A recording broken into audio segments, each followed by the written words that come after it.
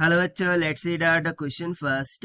Which effect provides direct experimental evidence that light is a transverse rather than a longitudinal wave motion? So यहाँ पर देखिए question में क्या बोल रहा है कि ऐसा कौन सा इफेक्ट है जो कि हमें एक डायरेक्ट एक्सपेरिमेंटल एविडेंस दे देता है कि लाइट एक ट्रांसवर्स वेव है rather than to the longitudinal wave motion. ठीक, तो चलिए स्टार्ट करते हैं सोल्यूशन से. But before of it's let's talk about the key concept which we are going to use here for this question. So यहाँ पर हम कॉन्सेप्ट क्या लगा सकते हैं? The concept will be nothing but the transverse wave. कि transverse wave क्या होती है उसके बारे में हम थोड़ा सा डिस्कस कर लेते हैं. ट्रांसवर्स वेव से यहाँ पर यदि मैं ट्रांसवर्स वेव के बारे में थोड़ा सा लिखूं तो देखिए इसका सबसे मेन पॉइंट होता है ओनली द ट्रांसवर्स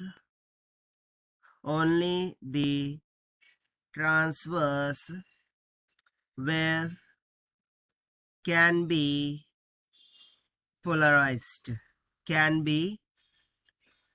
पोलराइज्ड. यानी कि हम सिर्फ ट्रांसवर्स वेव को ही पोलराइज कर सकते हैं. और second thing, longitudinal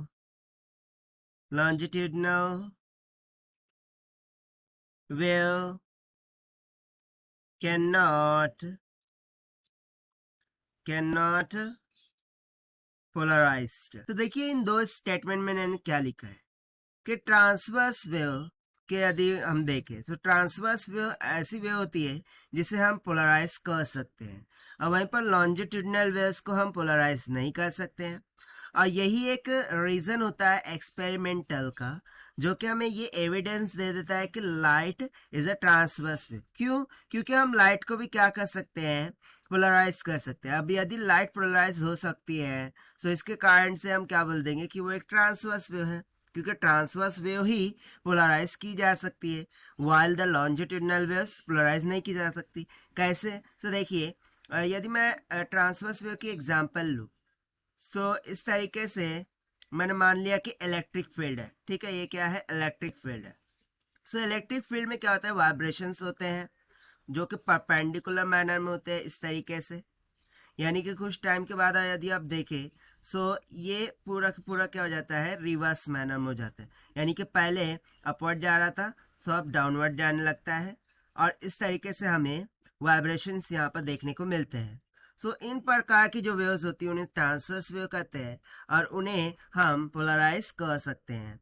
so basically light is one of the example of transverse wave. वहीं पर लॉन्जिट्यूडिनल वेव्स की बात करूँ तो साउंड वेव ले लीजिए एग्जाम्पल. उसमें क्या आता है, कंप्रेशन होता है, राइट इस तरीके से कंप्रेशन होता है, देन रिफ्रैक्शन होता है, देन अगेन कंप्रेशन होता है, फिर रिफ्रैक्शन होता है. सो बेसिकली इसमें कोई भी हमें वाइब्रेशन देखने को मिल रहा है क्या, परपेंडिकुलर डायरेक्शन में नहीं. एंड दैट इज वाई हम लॉन्जिट्यूडिनल वेव्स को पोलराइज नहीं कर सकते हैं. सो यहाँ से हमारा सिंपल सा आंसर क्या हो जाता है, देयरफॉर यहाँ से प्रूव होता है कि लाइट एक ट्रांसवर्स वेव है and light can be polarized. Light को हम क्या कर सकते हैं, पोलराइज्ड कर सकते हैं. And this will be the final answer for question जिसको हमने सॉल्व किया by using the concept of transverse wave. Now let's take the option. So option A बोल रहा है light can be diffracted.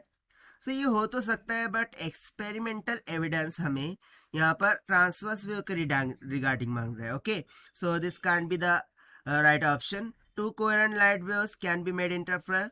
So interfere करेंगे but यहाँ पे इस केस के लिए नहीं. The intensity of light from a point source fall off inversely as the square of the distance from the source. नहीं है तो भी नहीं. तो ऑप्शन डी देखिए, light can be polarized. So only this option is matching with our answer.